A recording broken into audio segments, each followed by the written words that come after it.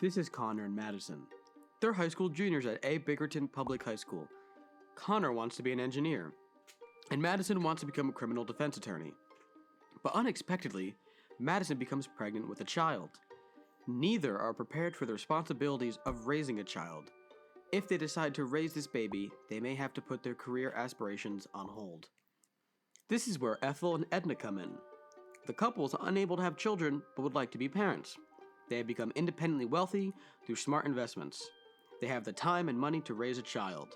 So how exactly are Ethel and Edna going to raise a child? Adoption is the answer. About 135,000 children are adopted in the US each year.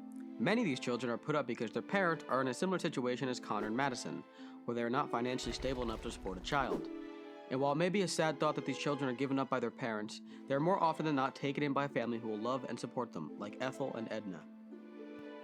The majority of adoptive parents fall into set groups. According to the CDC, middle-aged people from 35 to 44 comprise 81% of adoptive parents.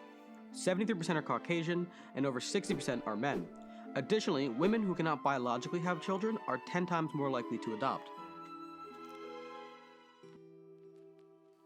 Adopting a child is a big decision. Some undertake this journey because they cannot biologically have children, others for altruistic reasons. In either case, adoption is a major responsibility and a long, challenging, time-consuming process.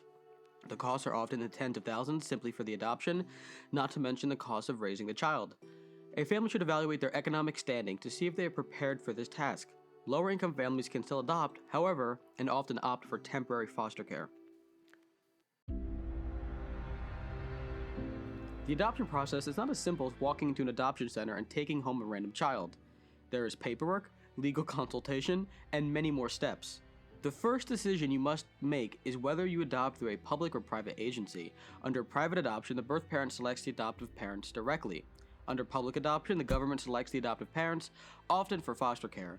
Upon selection of agency, you might attend an orientation to learn more about the process.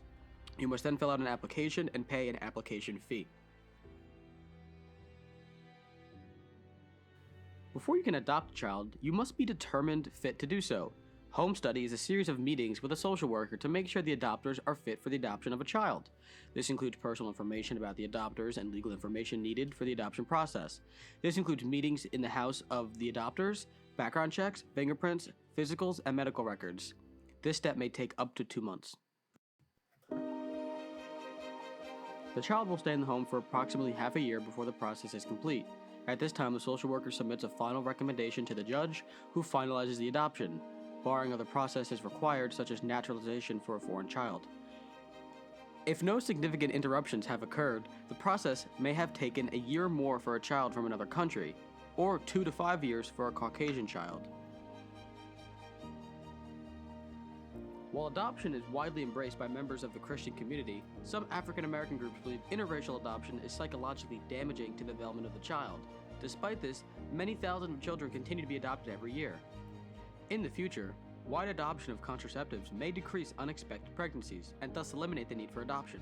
However, it's reassuring to know that in the case of an unexpected child, there are thousands of loving parents ready to adopt. Thank you for viewing our presentation. Be sure to subscribe to PewDiePie and like this video. And if you want to see more of these amazing videos, hop onto our Patreon.